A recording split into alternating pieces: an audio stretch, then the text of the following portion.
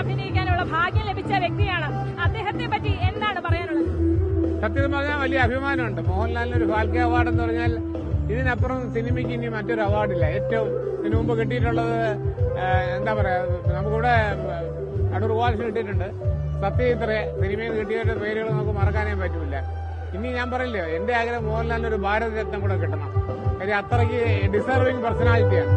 നല്ല നടനാണ്, നല്ല ഹ്യൂമൻ ബീയിങ് ആണ്, എല്ലാവരോടും നന്നായിട്ട് പെരുമാറുന്ന. പിന്നെ ഇത്രയും കഠിനാധ്വാനിയായ ഒരാളെ എന്റെ ലൈഫിൽ കണ്ടിട്ടില്ല. പരിശ്രമമാണ് ഇതിന്റെ എല്ലാം പിന്നിൽ. താങ്കൾ അദ്ദേഹത്തിനോടൊപ്പം ഒരുപാട് സിനിമകളിൽ അഭിനയിച്ചിട്ടുണ്ട്. ഒരു അനുഭവം പങ്കുവയ്ക്കാമോ? അങ്ങനെ നോക്കണമെങ്കിൽ ഒരു അനുഭവം ഞാൻ ഒരു ബുക്ക് തന്നെ എഴുതിയിട്ടുണ്ട്. ഈ ശബ്ദത്തിന്റെ കൊണ്ട് ട്രെയിൻ ചെയ്യാൻ പറ്റുന്നില്ല.